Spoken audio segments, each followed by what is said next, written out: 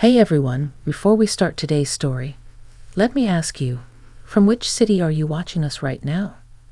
Drop it in the comments. I love seeing how far our little storytelling family reaches across the country. And if you enjoy stories that touch the heart and make you think, please subscribe to the channel and give this video a like. It helps more than you know. Now let's begin. This one's called My Neighbor's Boss Talked to Me. His words made me reflect. I never expected that a simple conversation on a quiet afternoon would stay with me this long. But sometimes life sneaks wisdom into your days through people you barely know. It started one Thursday in early autumn. The air had that crisp smell of leaves turning, and I was sitting on my porch with a cup of tea, half listening to the hum of my neighbor's lawnmower. My neighbor, Ellen, had just started a new job a few months earlier, and every now and then she'd wave over the fence to tell me about her day. We weren't close friends, just friendly neighbors, but that day she called out and said, "Hey, my boss is coming by to drop off some papers. You might see a tall man in a blue jacket. Don't be alarmed." I nodded, not thinking much of it. I went back to my tea, flipping through a magazine, when a car pulled into her driveway. It was an older silver sedan, clean but unpretentious. A man stepped out, probably in his late 50s, with the kind of calm presence that immediately makes you quiet down without knowing why. He carried a leather folder and looked around like he noticed everything. The trees, the sound of the wind, the way the sunlight hit the porch railing. Ellen wasn't home yet, so he stood there for a moment, then turned toward me and smiled. "You must be her neighbor," he said, his voice low and steady. "She mentioned you're the one who looks after her cat when she travels." I smiled back. "That's me. She's running late, I think." He nodded and leaned slightly against his car in no hurry. "That's all right. I needed a minute to breathe anyway. Busy week." There was something so ordinary yet comforting about the way he said it, like he wasn't talking about business or stress, but about life itself wearing him out. He looked toward the trees and said, "You know, it's strange how the older we get, the more we forget to take a breath." That line caught me off guard. I found myself setting my tea down and answering before I even thought it through. "I suppose we think we'll have time for that later." He smiled, a little sadly. Later never feels like it comes, does it? We talked a while, not about work or the weather, but about small things that somehow led to bigger thoughts. He told me he used to live by the coast but moved inland after his wife passed away 3 years ago. There was no dramatic tone in his words, just a quiet honesty that made me feel I was listening to someone who had already lived through a storm. I told him about my own life, that I was divorced, that my son had moved to another state, that sometimes the house felt too big for just me. It wasn't something I usually shared with strangers, but something about his calm presence made it feel safe. We sat there, separated by the small fence, both looking at nothing in particular. The late afternoon light softened everything. The houses, the trees, even the sound of traffic down the hill. I remember thinking that moments like these didn't happen often, when you could just talk without pretense, without rushing to fill the silence. When Ellen finally arrived, all cheerful and apologetic, he stood up straight again, collected his folder, and smiled at me. "It was nice talking to you," he said. "You reminded me that small talks can still mean something." I laughed softly. "You reminded me the same thing." He nodded, then turned to Ellen with his usual professionalism, and I could tell he'd gone back to being her boss. Polite, focused, serious. But as he drove away later, he slowed his car just a little as he passed my porch, gave a small wave, and that was it. That evening, I sat on my porch again, the air cooler now, the light dimming fast. His words echoed in my mind. The older we get, the more we forget to take a breath. I thought about how I'd spent the last few years just going through the motions. Work, errands, silence. Maybe that short conversation had nudged something awake in me, something that had been sleeping under layers of routine. I didn't know if I'd ever see him again, but for the first time in a long while, I felt the quiet wasn't loneliness. It was just space, waiting to be filled with something new. That night, before going to bed, I opened the window a little wider than usual. The autumn air drifted in, cool and earthy, and I found myself whispering, almost to no one, maybe it's time to take that breath. And in that small, still moment, I realized that sometimes a stranger's few simple words can do what years of self-convincing cannot. They can make you pause, see yourself again, and remember that life hasn't stopped offering you moments to start over. I woke up the next morning with a strange mix of energy and hesitation. The sun had barely begun to climb over the rooftops, painting the sky with streaks of gold and pale pink. I could hear the soft hum of the neighborhood waking up, a distant lawn mower, the rustle of leaves, the occasional bark of a dog. I poured myself a cup of coffee and carried it out to the porch, just as I had done countless mornings before, but today everything felt a little different. The air had that crisp edge of early autumn, but there was a warmth in it too, as if it was nudging me forward, encouraging me to notice more. I hadn't expected to think about that brief conversation with Ellen's boss again, but it lingered in my mind like the tail end of a song I couldn't stop humming. I realized I'd been living in a kind of autopilot for years, letting days blur together without really paying attention to the moments that mattered. His words had pried open a small door in my mind, and now I was walking through it, even if tentatively. Later that morning, I saw Ellen in her garden, tending to her flowers with the kind of care that only comes from someone who truly loves what they're doing. I waved, and she smiled brightly. "Morning. Did you see him leave yesterday?" "I did," I said, smiling back. "He seemed thoughtful." Ellen laughed softly. "He is. Sometimes I think he's more philosophical than I am. You got along, didn't you?"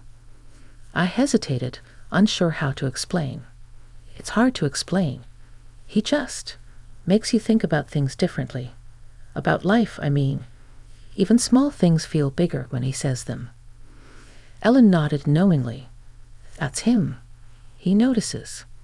That's why everyone respects him, not just because he's good at his job, but because he sees people. It was funny how a single conversation could reveal so much.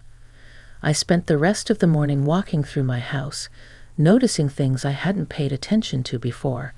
The way sunlight hit the hardwood floors, the scent of my tea kettle, even the quiet ticking of the clock in the living room. Life felt more vivid, as though someone had gently sharpened the colors and sounds around me. By the afternoon, I had decided to take a walk. The neighborhood streets were calm, and the trees lined up like silent sentinels, their leaves whispering in the wind. I wandered almost aimlessly, letting my mind drift back to our conversation. I remembered his slow, deliberate way of speaking, the patience in his voice, and how completely present he seemed. It struck me that presence itself was something I'd been missing. As I walked, I noticed him again, standing near the edge of Ellen's driveway, looking at some papers. He didn't see me at first. When he finally did, he smiled, and I felt that familiar sense of calm wash over me. "Good afternoon," I said, stopping a few feet away. "Afternoon," he replied warmly. "I didn't expect to see you out walking. Are you taking the advice seriously?" I chuckled. "I am. I think. I've been noticing things a little more, I suppose. And thinking. That's new for me." He nodded as if that explained everything. Thinking is the first step. Observing comes next. We often skip over both because we're too busy moving through life. We ended up talking again, this time longer than before. He told me about his mornings, how he liked to take walks before anyone else was awake, just to enjoy the quiet. He spoke about the little routines that grounded him, the rituals that reminded him he was still connected to life even when work and responsibilities piled up. I realized as he spoke that I had been living in contrast, always looking forward, always anticipating the next thing, rarely stopping to appreciate the present. and suddenly I wanted to learn more about this way of seeing life. He glanced at his watch and sighed softly. I should probably get back to Ellen. She likes her paperwork delivered on time. I understand, I said, but I hesitated, unsure how to let him know what this conversation meant to me without sounding awkward. He seemed to read my thoughts anyway. You're taking a small step, he said gently. That's enough for now. Small steps often make the biggest difference. I smiled, feeling a warmth spread through me that had nothing to do with the autumn sun. Thank you, I said simply. He nodded, tipping his head slightly in a gesture of quiet respect, and walked toward Ellen's house. I stayed on the sidewalk a moment longer, watching him go, and then I continued my walk, feeling lighter than I had in months. By the time I returned home, the light had shifted again, softer, almost golden, casting long shadows across my porch. I realized that in just a couple of days, a single person's words had opened a door I didn't even know was closed. Life didn't feel smaller anymore. It felt expansive, full of possibility, if only I had the courage to step into it. That evening, I sat on my porch with a notebook, jotting down thoughts, ideas, little things I had noticed during the day. There was a clarity forming inside me, a sense of connection I hadn't felt in years. And as I wrote, I realized something profound. Sometimes life's lessons don't come from grand events or dramatic revelations. They come quietly, in brief conversations, in the way someone notices your presence, in the way they speak that makes you pause, reflect, and feel seen. I went to bed that night feeling a gentle excitement, not the restless kind that keeps you tossing and turning, but a calm anticipation. Life, I realized, was not something to endure, but something to observe, savor, and gradually understand. And perhaps, just perhaps, there was more waiting for me. More small conversations, more moments of reflection, more opportunities to rediscover myself, if I stayed open. The next few days felt like stepping into a different rhythm, one I hadn't known I was missing. My mornings were quieter, slower, and I noticed the small details around me. The gentle sway of the trees, the way sunlight caught the edges of leaves, the distant chatter of birds. It was as if the world had sharpened, yet softened at the same time, and I was finally able to appreciate it. I found myself thinking about that conversation with Ellen's boss more often than I expected, not in a longing way, but in a thoughtful, reflective one. One morning, I decided to visit the small park down the street. It was tucked between two residential blocks, overlooked by most, but it had a charm I had ignored for years. I walked along the winding path, feeling the crunch of fallen leaves beneath my shoes. As I turned a corner, I noticed him there, sitting on a bench, his leather folder beside him, sipping from a travel mug. He looked up as I approached and gave a gentle nod, a quiet acknowledgement that didn't require words. "Good morning," I said, slowing to a comfortable pace. "Morning," he replied, his voice as calm as ever. "You're becoming a regular at noticing things." I laughed softly. "I'm trying. I think your words stuck with me more than I realized."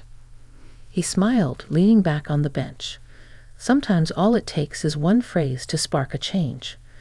Life doesn't need dramatic events to move us forward. It only needs a nudge. We talked for a while, not about work, not about the neighborhood, but about life, our routines, our challenges, and the ways we learned to cope with both. I found myself sharing things I hadn't voiced in years. My hesitation about growing older, the quiet loneliness that sometimes crept in when the house was too empty, the small regrets I carried about time wasted. He listened without judgment, nodding occasionally, offering reflections that weren't prescriptive but invited thought. At one point, he gestured toward a patch of sunlight filtering through the trees. "See that light?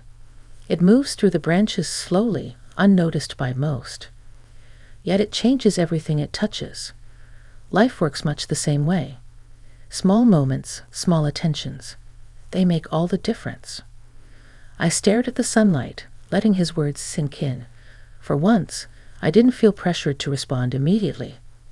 I just absorbed the image, felt it in my chest, and realized how seldom I allowed myself to pause like this, to really notice and reflect. After a while, I felt a gentle shift within me. The feeling wasn't dramatic, but it was undeniable.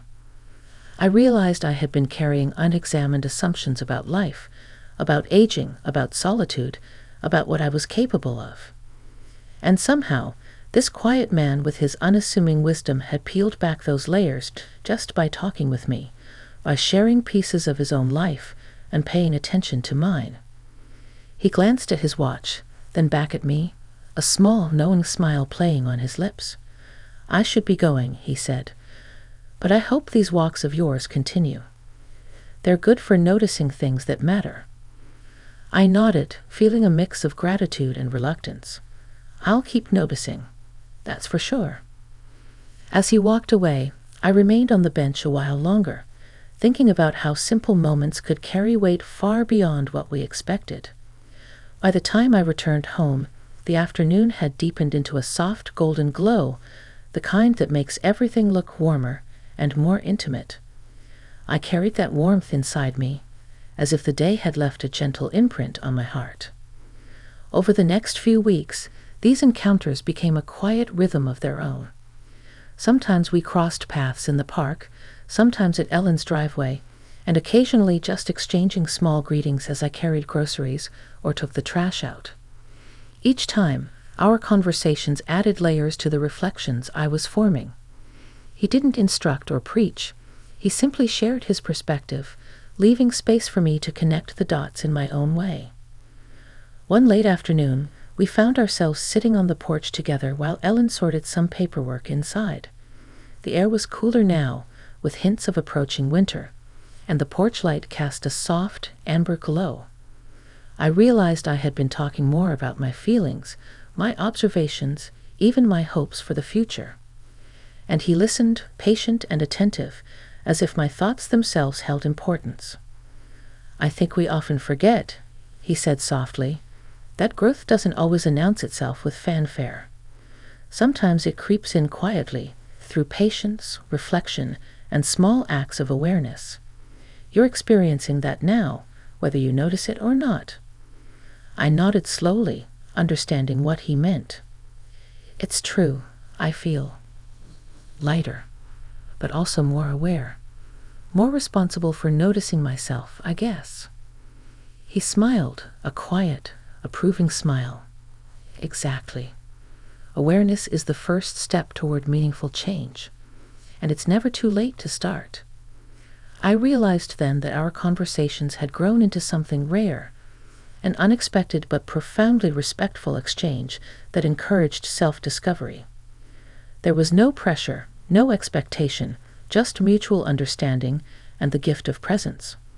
I felt grateful, not just for the insights, but for the reminder that human connection, even brief or unexpected, could profoundly influence how we perceive ourselves and our lives. That evening, I sat on my porch with a notebook again, recording small observations, reflections, and lessons. The pages were filling with moments I had once overlooked, conversations I had once ignored, and realizations that felt as though they had always been waiting for me to notice.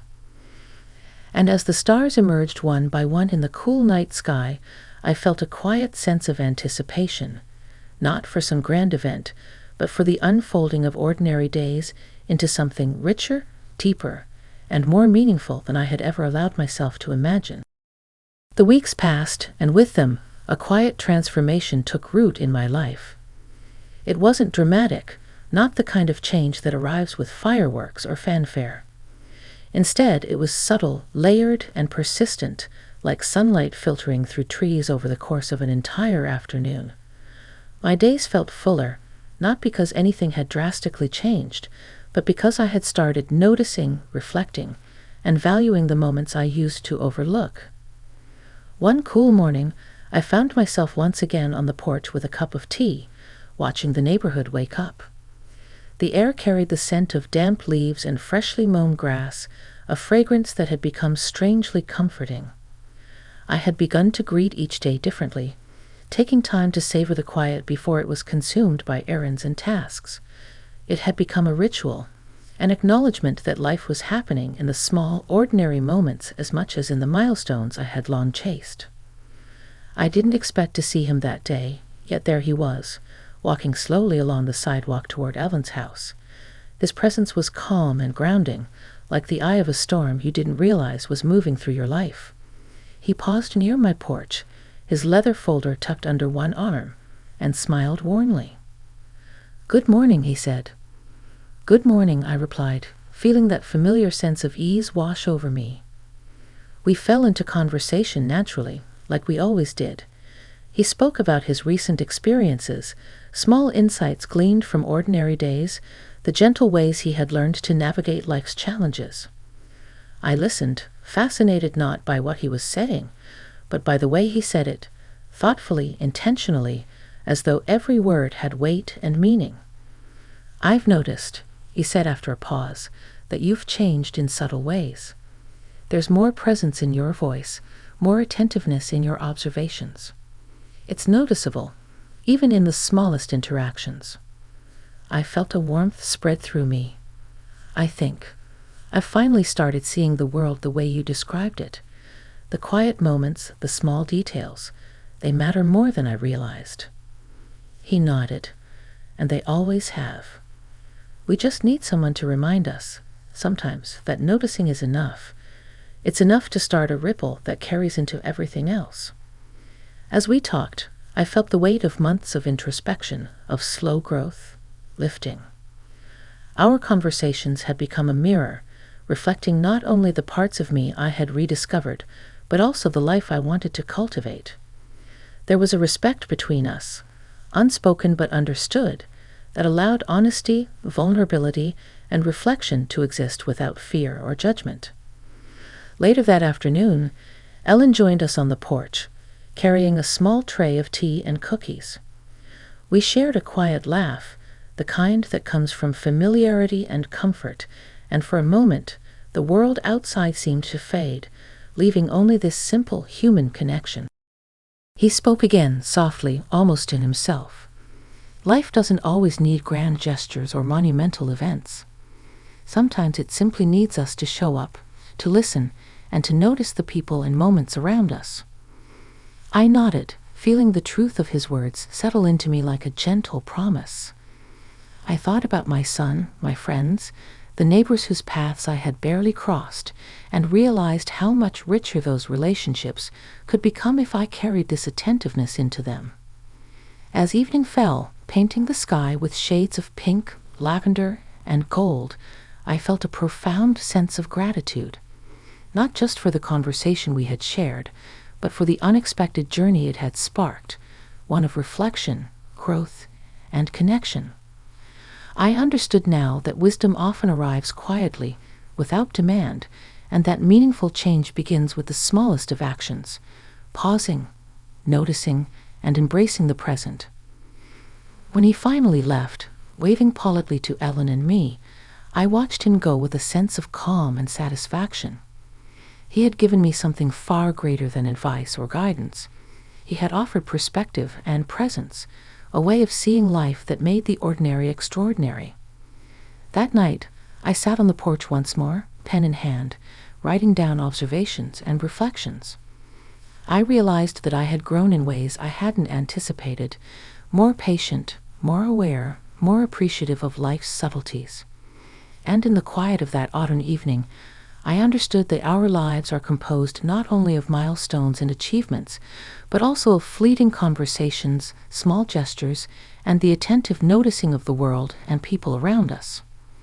As the stars blinked into existence overhead, I closed my notebook and breathed deeply, feeling a sense of wholeness that I hadn't known in years. Life, I realized, is an ongoing dialogue with others, with ourselves, and with the world, and sometimes it only takes one unexpected, respectful conversation to open the door to understanding, reflection, and growth. And in that calm, quiet space, I felt ready for whatever came next, carrying with me the gentle lessons of presence, reflection, and human connection. The world seemed larger, richer, and more inviting than it had in years, and I was finally prepared to step into it fully, one mindful moment at a time.